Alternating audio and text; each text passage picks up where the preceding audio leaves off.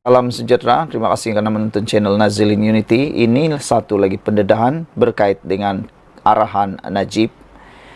Bekas pengarah SRC akhirnya tampil buka mulut sekali lagi. Kata beliau, saya tak akan bantah arahan Najib.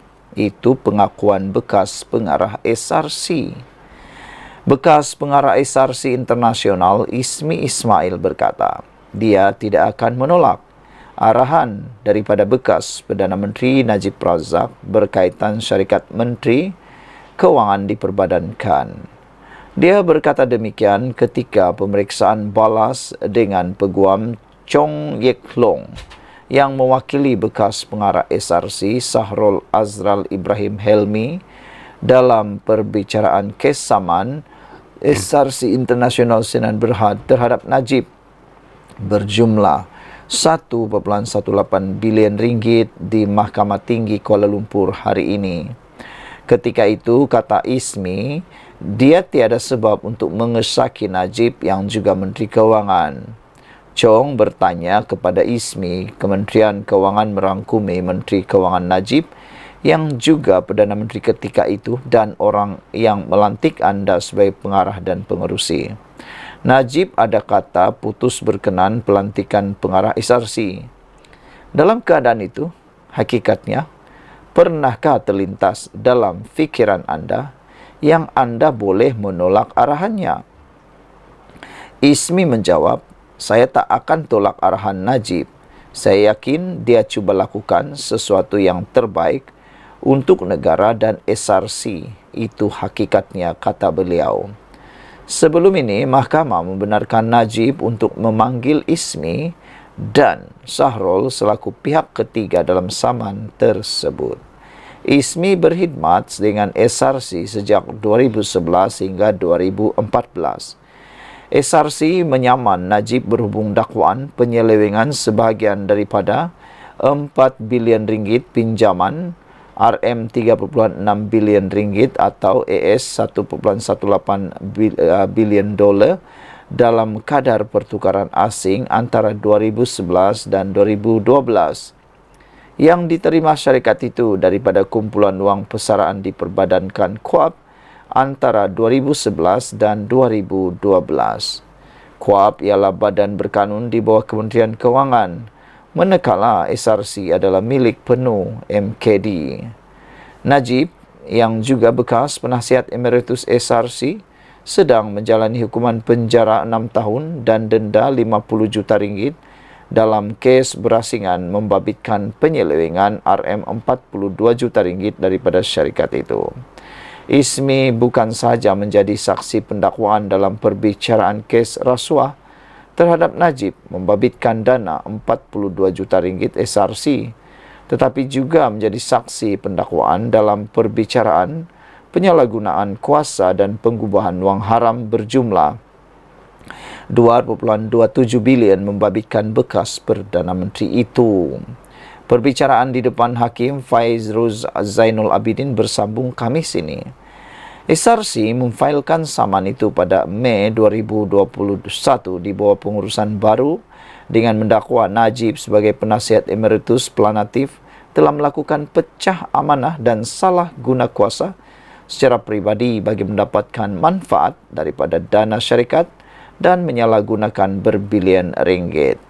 SRC memohon pengisytiharan mahkamah bahawa Najib bertanggungjawab ke atas kerugiannya akibat pecah amanah dan menuntut bekas Perdana Menteri itu membayar balik 42 juta ringgit. Syarikat itu juga memohon perintah mahkamah supaya Najib bertanggungjawab terhadap kerugian 1.18 bilion US dollar yang dialaminya serta membayar balik sejumlah 120 juta AS dollar dana yang didakwa dimasukkan ke akaun bank bekas Perdana Menteri itu. Sekian dulu, jangan lupa tinggalkan komen anda. Salam sejahtera. Saya bukan janji kewarganegaraan. Akhirnya, Adun Stulang buka mulut. Adun Stulang Chen Kah Eng menafikan dakwaan. Program taklimat kewarganegaraan anjuran pusat khidmatnya adalah untuk membantu warga asing memohon kewarganegaraan. Kah Eng menegaskan beliau tidak pernah bermaksud untuk menjanjikan status kewarganegaraan kepada sesiapa, memandangkan terdapat garis panduan JPN yang perlu dipatuhi. Beliau sebaliknya menjelaskan bahawa program tersebut adalah untuk memberi penerangan, kesedaran dan pemahaman kepada warga negara Malaysia yang ada ahli keluarganya menghadapi masalah ketiadanegaraan statelessness. Hantaran di media sosial miliknya pada 31 Mei lalu juga dengan jelas menunjukkan tujuan program tersebut. Hanya apabila poster infografik dan caption yang dimuat naik sebelum ini dibaca berasingan oleh sesetengah pihak, ianya menimbulkan kekeliruan dari tujuan asal program taklimat kami, katanya lagi. Menurut Kah Eng, program taklimat itu telah dirancang bagi memberi pemahaman yang lebih jelas kepada golongan ini dalam berurusan dengan jabatan-jabatan kerajaan yang berkaitan, terutamanya Jabatan Pendaftaran Negara JPN, Kementerian Dalam Negeri KDN, Jabatan Immigration Malaysia dan lain-lain. Menurutnya, warga negara Malaysia daripada kategori B40 dan berkahwin dengan warga negara asing paling ramai terkesan dengan masalah untuk mendapatkan IC biru untuk anak-anak mereka. Justru katanya, sebagai adun di Setulang, pusat khidmat beliau sering didatangi penduduk yang menghadapi masalah isu kewarganegaraan atas pelbagai faktor seperti keruntuhan rumah tangga yang menyebabkan dokumentasi anak ini terabai sehingga menjejaskan masa depan mereka. Terdapat juga kes-kes di mana permohonan telah lama diajukan kepada jabatan kerajaan tetapi atas sebab-sebab tertentu tidak layak dokumen tidak mencukupi, ianya tidak dapat diproses. Bagi kes seperti ini, pihak kami akan membantu dalam membuat semakan dan atau rayuan dari jabatan berkaitan. Saya berharap pencerahan ini dapat meredakan kekeliruan yang telah timbul dari tajuk poster kami sebelum ini dan spekulasi mengenai isu ini tidak diperbesarkan lagi, merujuk kepada kenyataan di media sosial pada 8 Jun lalu, ujar beliau lagi. Satu lagi tambahan terhadap isu ini, apabila ahli Parlimen Bangis Rezan Johan menemplak kumpulan walaun yang mengaitkan program permohonan kewarganegaraan yang diadakan oleh DAP Johor dengan usaha menjadikan warga China sebagai rakyat Malaysia. Sarizan berkata, ramai orang Malaysia sendiri yang mempunyai asas untuk mendapatkan kewarganegaraan, namun mereka tercicir disebabkan dokumentasi tidak lengkap. Oleh sebab itulah, Sarizan kata, wahai walaun, bukan semua permohonan ini adalah Cina. Dengan kata otak resis, kata Sarizan Johan. Disebabkan itu, katanya program sedemikian dilakukan untuk membantu mereka tentang dokumentasi yang diperlukan untuk memohon kewarganegaraan. Kata Sarizan lagi, ada yang anak angkat mak bapa rakyat Malaysia dan mahu jadikan anak Malaysia. Ada anak lahir kepada ibu Malaysia, tetapi sebab tak daftar perkahwinan, maka anak tak boleh dapat warga negara melalui kuat kuasa undang-undang. Beliau mencabar, saya cabar awak datang ke pusat khidmat rakyat saya. Saya tunjuk berapa banyak permohonan kewarganegaraan yang ada yang kami dah nasihati, kata beliau lagi. Sekian untuk kali ini. Jangan lupa tinggalkan komen anda, tekan butang subscribe. Bye. Salam sejahtera. Padan muka dengan lelaki ini. Mulanya berani macam hero pahlawan konon.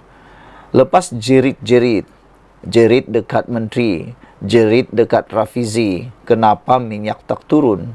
Tapi akhirnya relax je, Rafizi balas balik sampai membuat lelaki itu kecut tak tahulah kecut macam mana.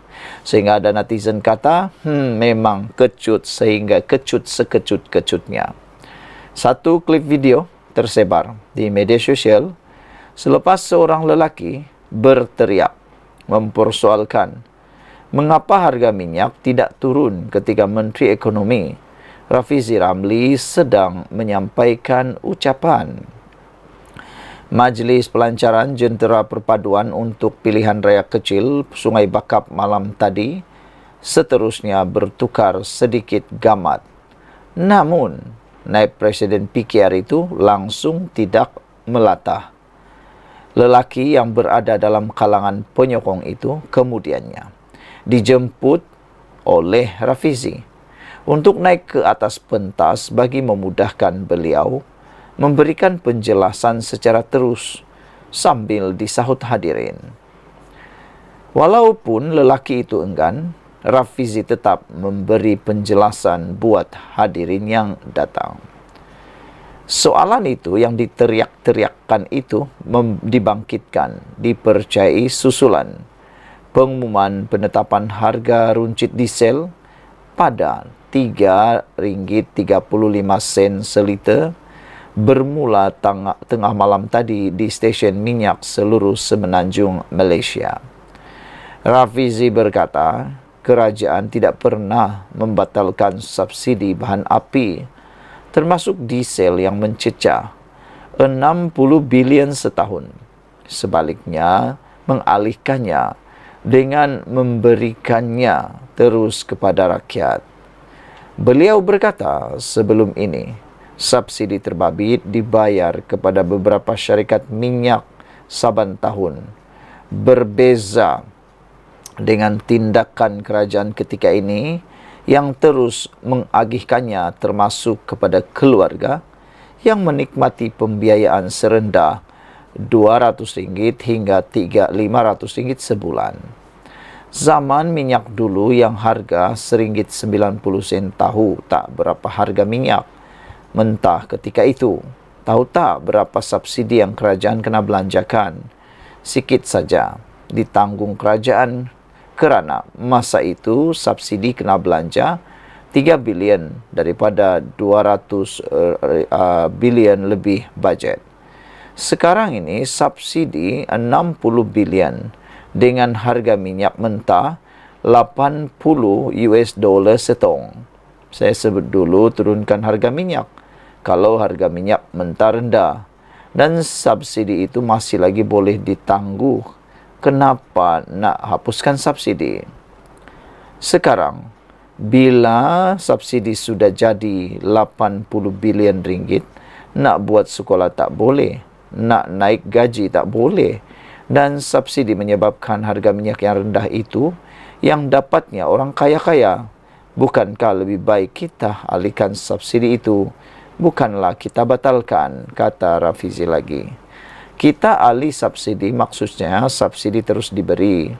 Diesel kenderaan awam, lori kecil, pickup, peniaga semua dapat. Malah orang biasa gaji 100,000 ke bawah setahun pun dapat, atau kita agihkan kepada keluarga biar dapat subsidi minyak tiap-tiap bulan 200, 300, 400 atau 500 katanya lagi.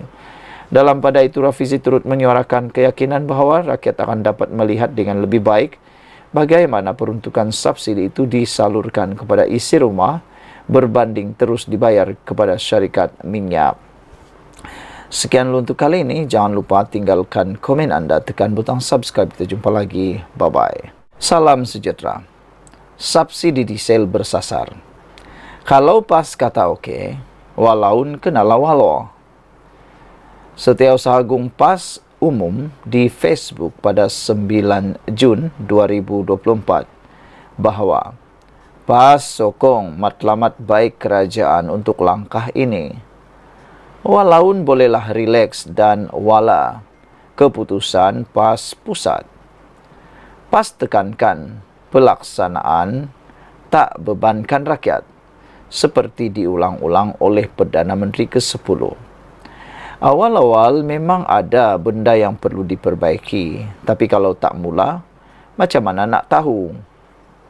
Dari tahun 2010, semua kerajaan BN, PH, PN cakap nak buat penyesaran subsidi ini, tapi tak buat-buat juga. Hanya cakap tapi tak berani buat. Kerana engkau tahu, Dan kita semua tahu, perkara ini adalah perkara yang tidak popular. Bila tidak popular, besar kemungkinan akan menyebabkan undi mungkin banyak yang hilang. Itu saja yang dikejar oleh mereka.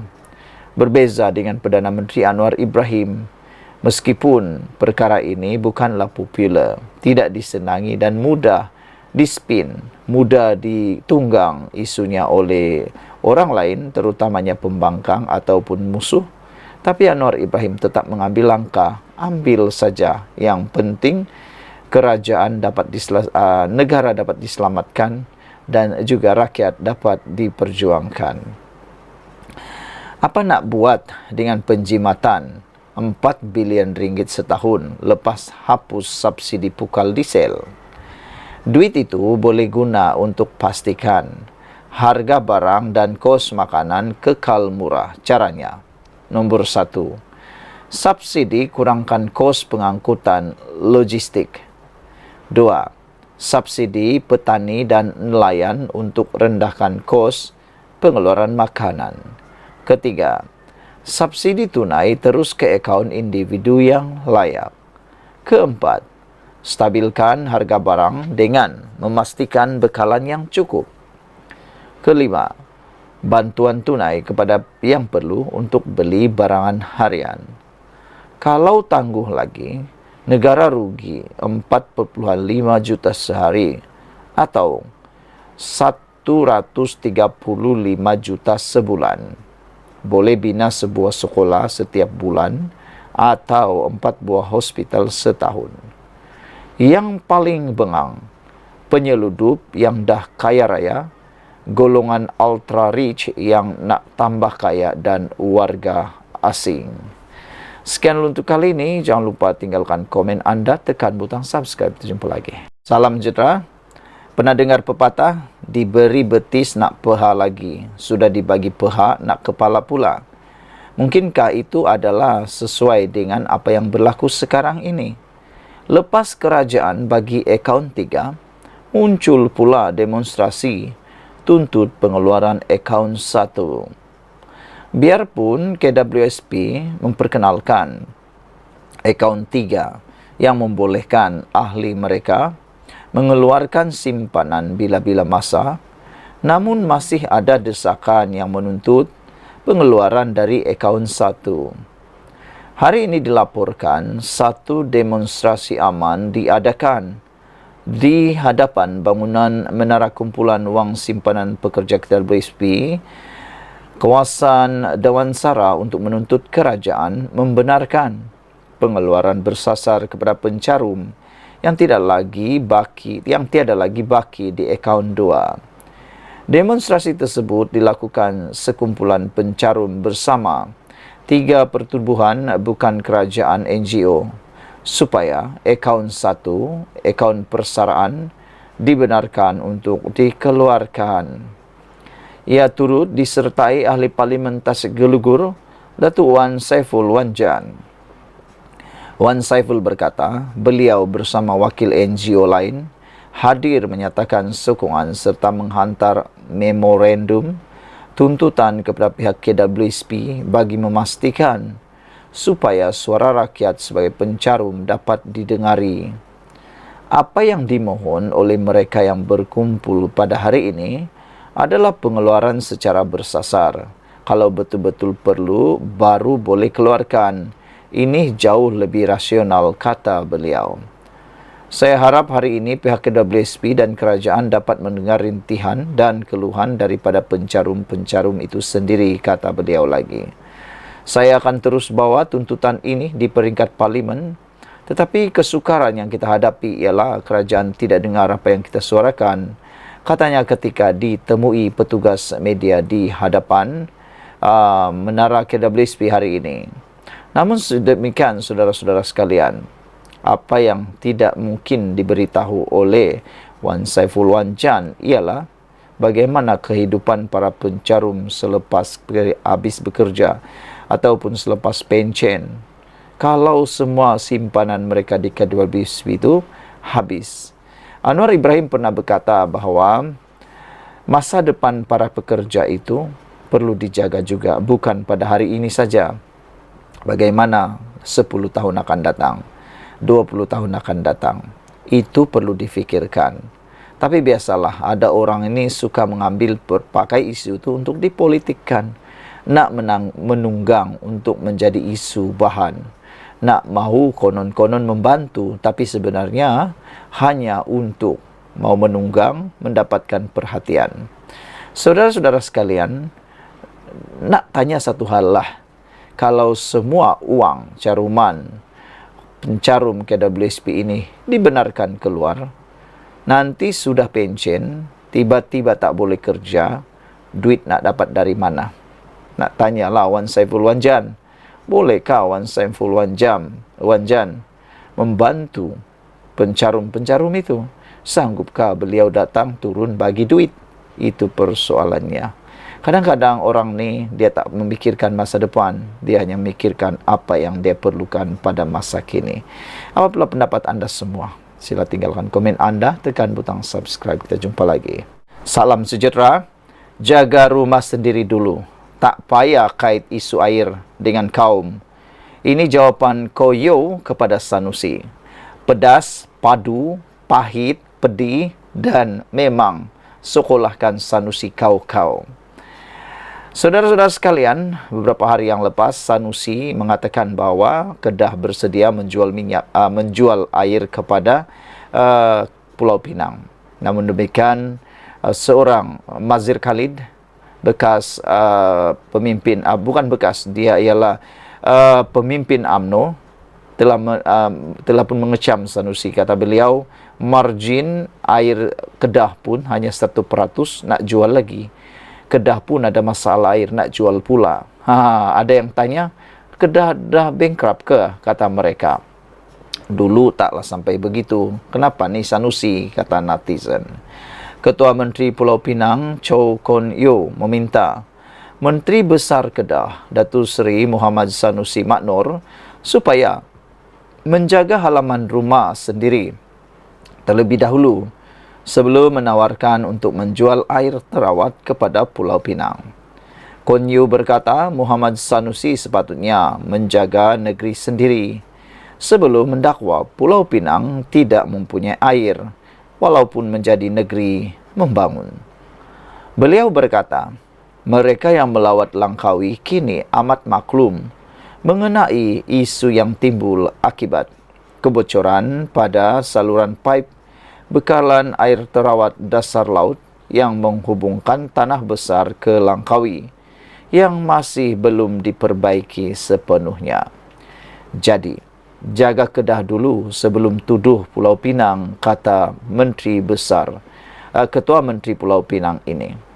Kata beliau, ya, saya memang akui ada isu air di beberapa kawasan, tetapi kita sudah mengambil langkah untuk menangani isu itu.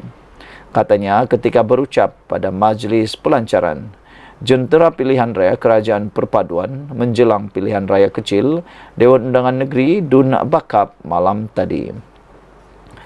Sanusi dalam ucapannya pada majlis pelancaran Jentera Pilihan Raya Perikatan Nasional PN bagi PRK Sungai Bakap pada Sabtu lalu berkata, Kon Yeow dialu-alukan untuk berunding dengannya bagi membeli lebihan air terawat daripada loji lawatan air Lubuk Buntar untuk negeri jirannya itu.